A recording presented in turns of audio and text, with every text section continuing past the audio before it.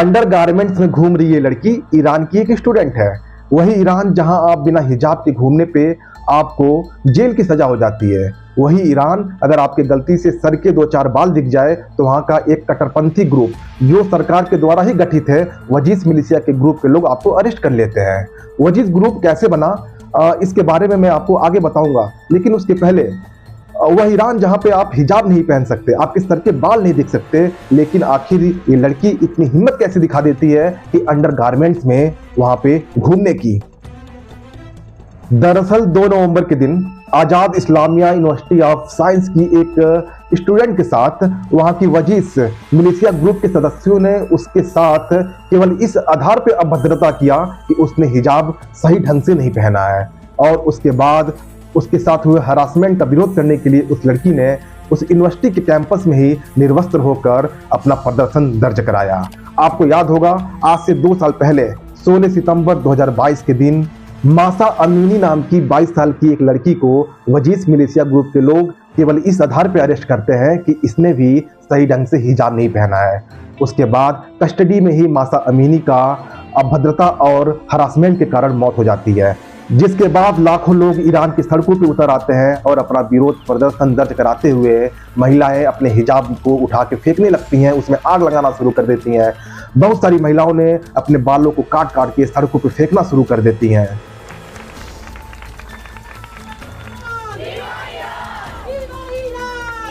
और कट्टरपंथी मौलाना जो शरिया कानून के समर्थक और महिला स्वतंत्रता और अधिकार के विरोधी थे, उनके पगड़ियों को ईरान के लोगों ने सड़कों पे उछालना शुरू कर दिया।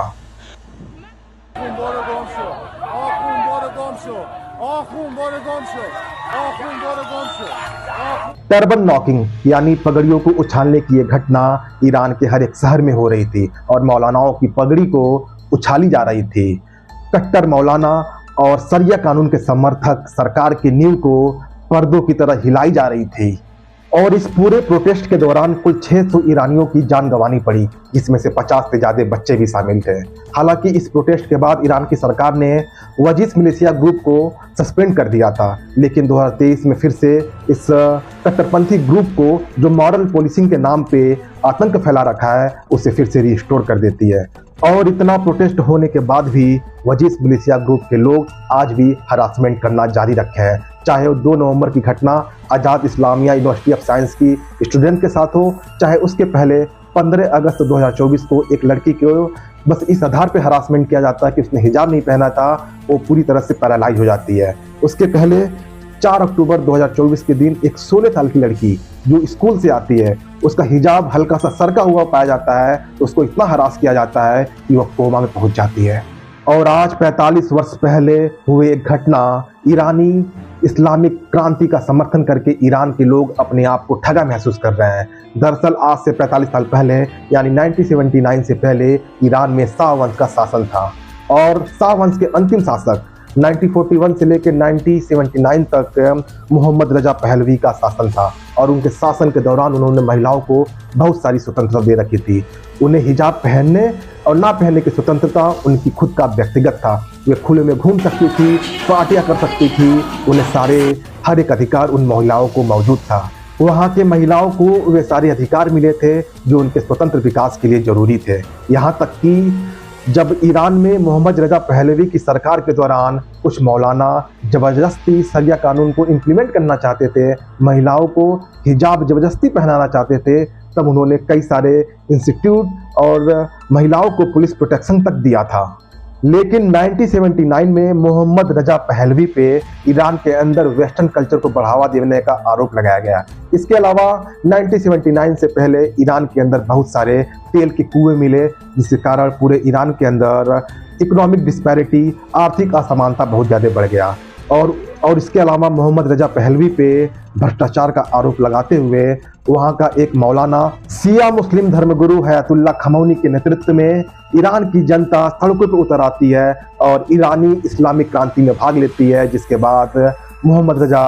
पहलवी को देश छोड़ के भागना पड़ता है, और जिसके बाद पूरे ईरान पे इस कट्टरपंथी मौलानाओं का शासन हो जाता है, जहां ईरान की जनता अपनी बेहतरी के लिए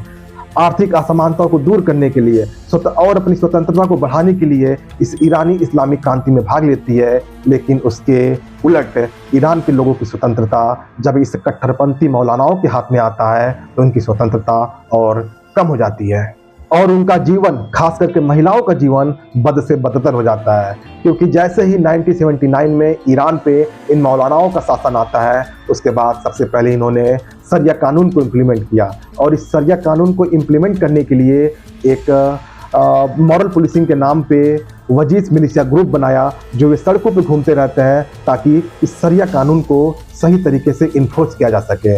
इसके अलावा ईरानी सरकार ने पार्लियामेंट में एक लॉ पास कराया कि अगर ईरानी महिलाएं हिजाब नहीं पहनती हैं तो उन्हें 74 कोड़े मारने का आदेश दिया जाएगा। इसके बाद 1990 के बाद इसमें एक और प्रावधान किया जाता है, अगर महिलाएं हिजाब नहीं पहनती हैं तो इसके साथ ही साथ उनको 2 महीने का जेल की सजा भी दी जाएगी। जहां आज से 45 साल पहले ईरान की महिलाओं को वे सारे अधिकार प्राप्त थे जिसे आज वे मांग कर रही हैं, लेकिन आज 1979 के ईरानी इस्लामिक क्रांति के बाद जो महिलाओं के साथ बर्ताव हुआ है, आज ईरान के लोग अपने आप को ठगा महसूस कर रहे हैं। तो ऐसे में हिंदुस्तान की महिलाओं को भी इस घटना से सबक सीखना चाहिए कि इन कट्टरपंथी मौलानाओं के चक्कर में ना फंस के अपने अधिकार, अपनी स्वतंत्रता को सीमित ना करें।